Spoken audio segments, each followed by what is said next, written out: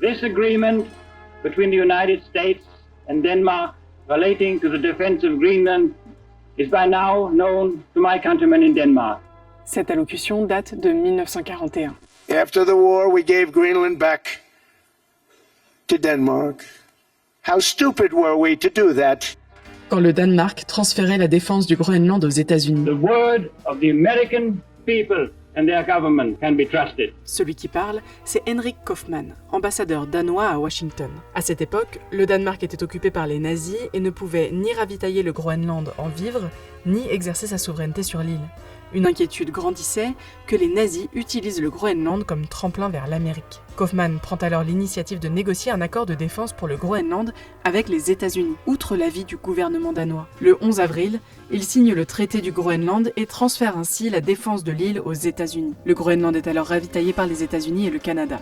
Après la déclaration de guerre des États-Unis à l'Allemagne nazie le 11 décembre 1941, les Américains établissent des bases militaires aériennes ici. Henrik Kaufmann est accusé de haute trahison, mais cette condamnation est révoquée dès la fin de la guerre par le Parlement danois alors tout juste libéré. Un an plus tard, en 1946, sous l'impulsion du président Harry Truman, les États-Unis proposent d'acheter le Groenland pour 100 millions de dollars d'or. Déjà à l'époque, les Américains y voient de puissants intérêts militaires et géopolitiques. L'offre est rejetée par le gouvernement danois sans riposte américaine. Un accord est trouvé entre les deux pays en 1951.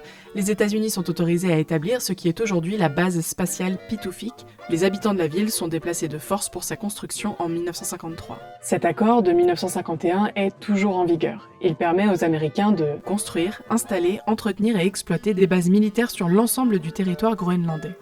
Les États-Unis auraient ainsi le droit de rouvrir la quinzaine de bases militaires gelées qu'ils ont abandonnées. Mais ce droit, les États-Unis ne l'ont pas fait valoir. Le Danemark et d'autres pays de l'OTAN s'accordent sur la nécessité d'une présence militaire accrue au Groenland, mais le cadre existant entre les États-Unis et le Danemark pourrait répondre à tout besoin américain d'une présence plus forte, a déclaré le ministre danois des Affaires étrangères au Times. Il a aussi rappelé que les menaces russes et chinoises sur l'île Arctique n'étaient pas imminentes. En réalité, la sécurité de la zone n'est pas l'objectif principal de Donald Trump. Au-delà du contrôle de la route maritime du Nord, son obsession pour le Groenland réside aussi dans la richesse de ce sol en terres rares, comme l'expliquait dernièrement ma collègue Isabelle Eschliman. Au XXe siècle, les États-Unis ont été moteurs dans la rédaction de traités internationaux.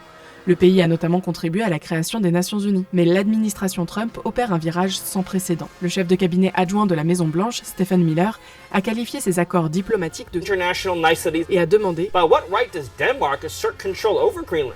Donald Trump a repris cet argument dans son message au Premier ministre norvégien, déclarant « Il n'existe aucun document écrit », alors même que le Groenland fait partie du Danemark depuis plus longtemps que les États-Unis ne sont une nation.